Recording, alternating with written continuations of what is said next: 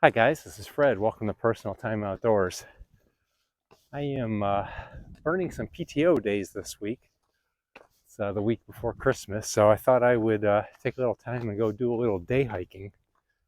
So I came out to the Brecksville Reservation, and I am going to hike the Deer Lick Cave Loop. It's roughly, I think it's about a 4 mile hike. So it's kind of a cold day. It's only like 25 degrees right now. It's supposed to get up to about 30, but should be a good temperature to do a little hiking. Looking forward to it.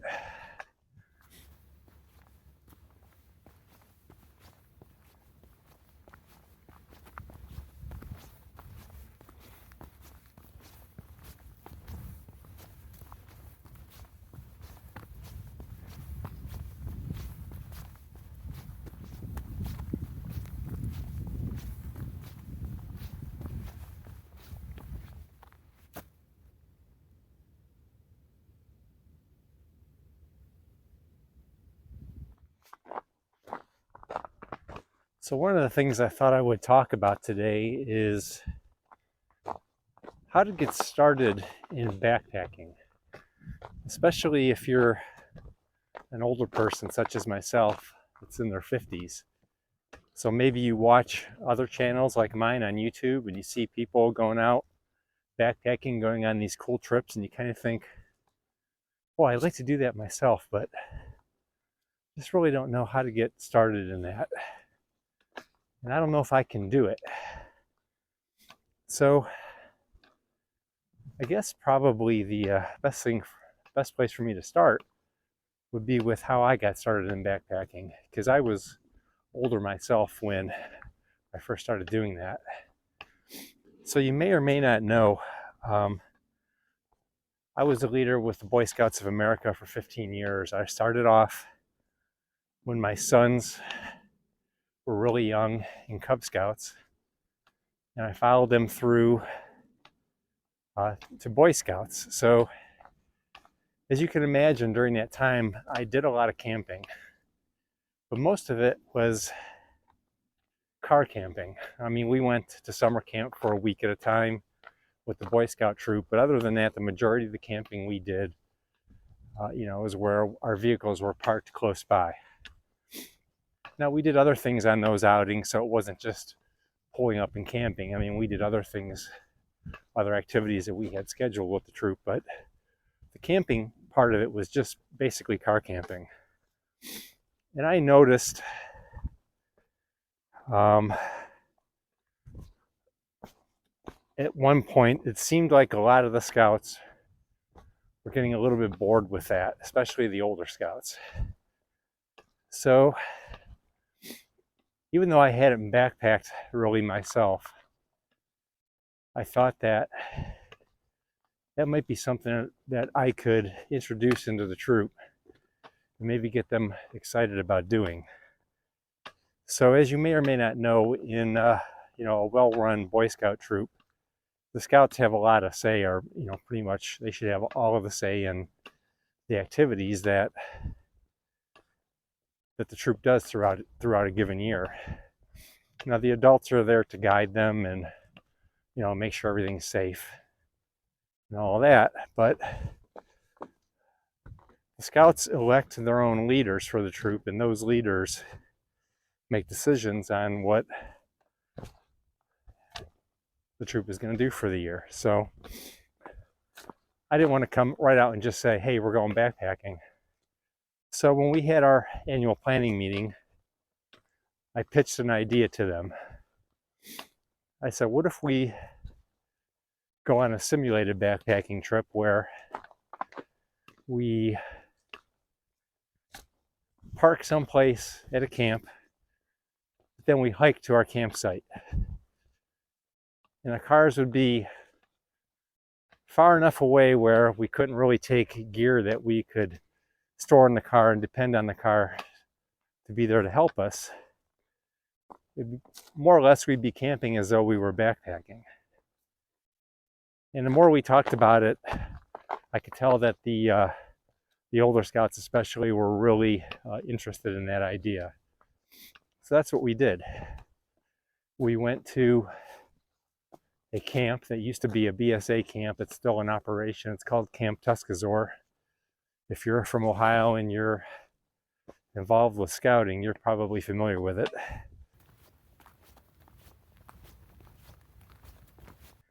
And I chose the campsite that was the furthest back on the property, the furthest away from the parking lot. We parked our cars and we hiked in with our gear. Now, that was quite a learning experience for me because I really didn't have proper backpacking gear. All the gear I had was car camping gear. The only backpack that I had was a U.S. military surplus Alice pack, which I used for car camping, and it's great for that because the thing's designed for combat, so it is pretty robust and pretty much bomb-proof. So that was the pack I chose. Now that's an 8-pound pack empty because it has a big, heavy aluminum frame. It's an enormous pack. I can't even tell you, what size it would be, but it's enormous. Made out of very heavy nylon. So I loaded that up with my car camping stuff, and I don't even know what that pack weighed. If I had to guess, I'd probably say it was at least 40 pounds, and it was probably approaching 50 pounds. I'll throw up a picture here. My wife said I looked ridiculous, so she took a picture of me, and I did look ridiculous, as you can see. So on the way out of that camp back to our cars, there's a pretty significant hill, and let me just say it was brutal getting back up the hill with that pack. So I learned a lot, the scouts learned a lot, and I think it was a really good experience. So from that point, I decided I needed to get a little bit of different gear. So I changed out my backpack, and I'm going to do a video on the backpack that I bought at that time, and it's the one I still use. It's a budget backpack.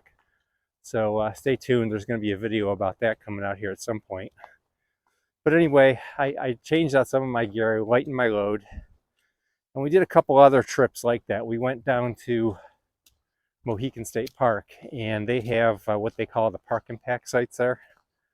So we did kind of the same thing, but it gave us an opportunity to, learn from our mistakes at Tuscazor and do better.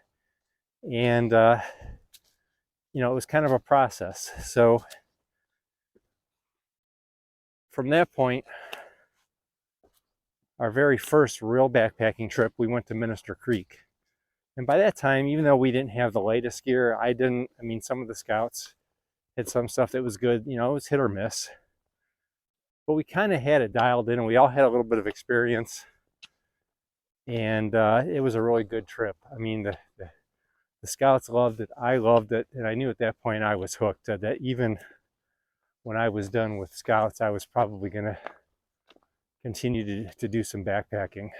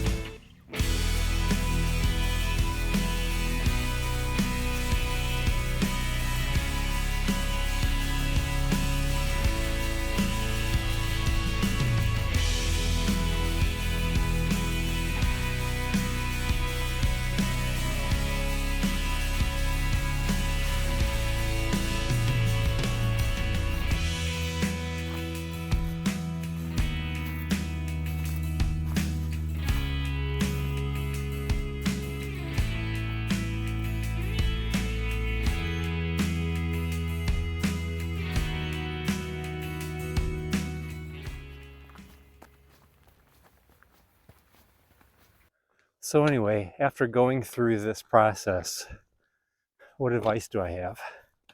So the first thing I would say is you have to be somewhat physically fit. You don't need to be a super athlete or anything like that to go backpacking, but you do have to be in reasonably good shape so that you can walk a distance with a load on your pack and be able to do inclines up and down hills with that load.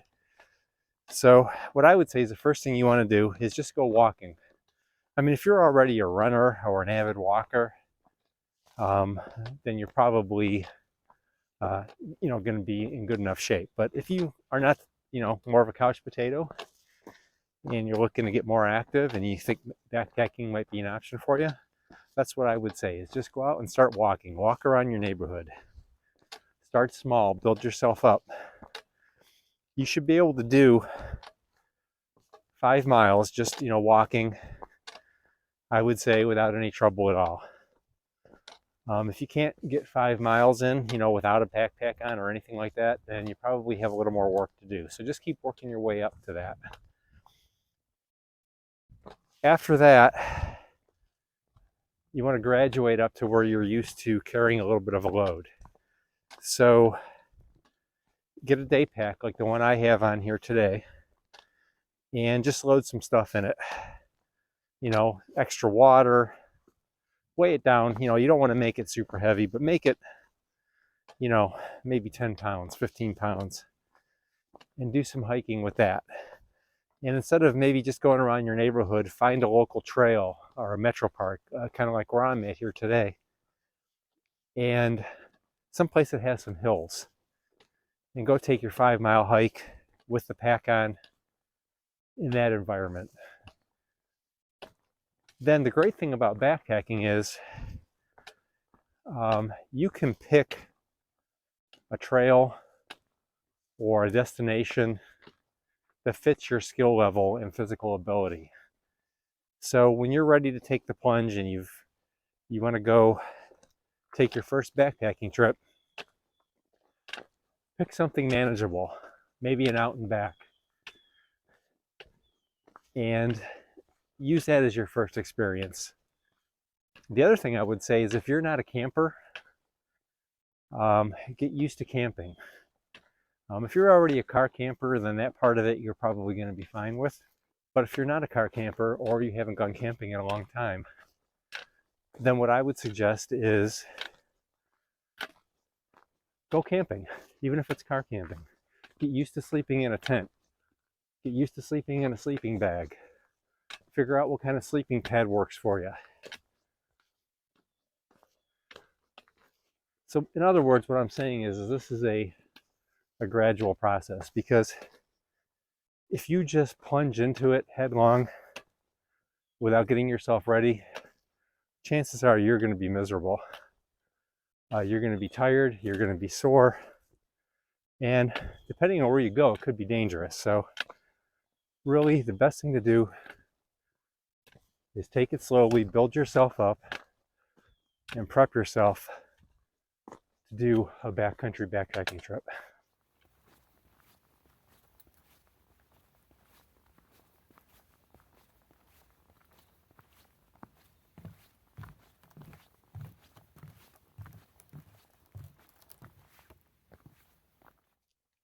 Coming up on the Meadows picnic area, which is where I am going to stop and eat my lunch.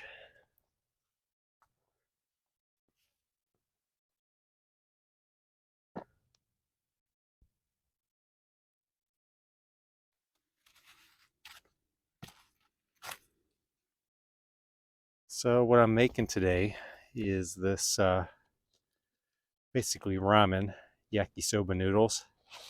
It's pretty good. Be nice to have something warm to eat.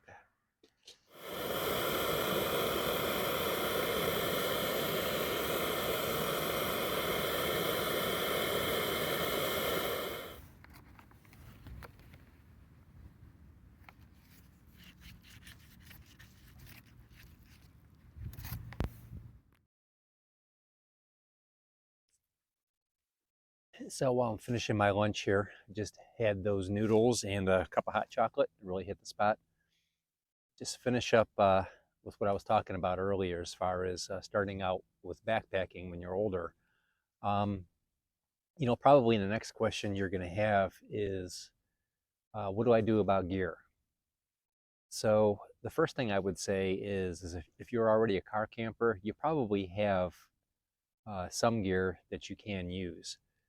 But beyond that, what you want to do is you want to plan your first backpacking trip so that it's in the summer in the warmer weather. The reason being is there is plenty of budget gear available that works just fine in the summer. The summer is much more forgiving than trying to camp in the cold weather, obviously. So you can get by with the budget gear as long as the weather's good. And I'll take it even a step further. If you have the luxury, try to plan it for a day or a couple days when the chance of rain is very low. Just to get yourself out there and used to the process, it's better to have good weather.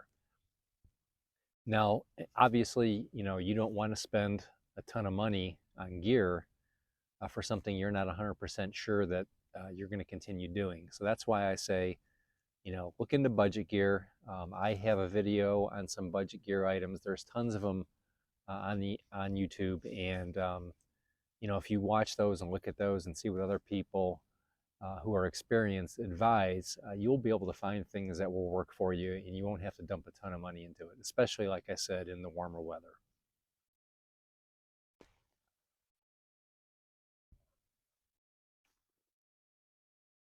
All right, I am all done with lunch, all packed up. Time to finish this hike up.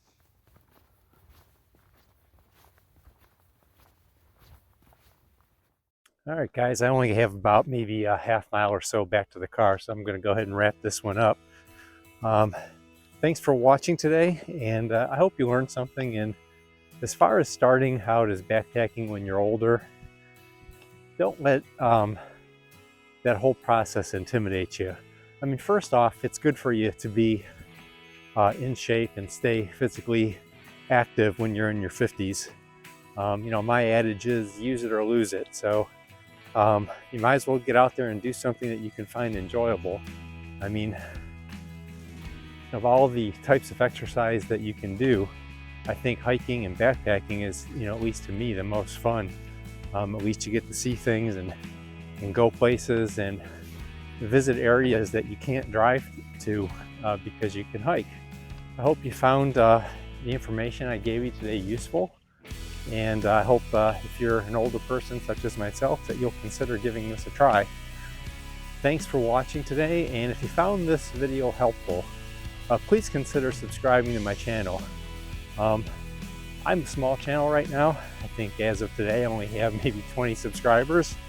But that's okay. I'm doing this more as a hobby and for fun, and give myself an excuse to get outdoors. But hopefully I help somebody. And if you have any questions about anything I talked about today, please feel free to leave them in the comments, and I will do my best to answer them.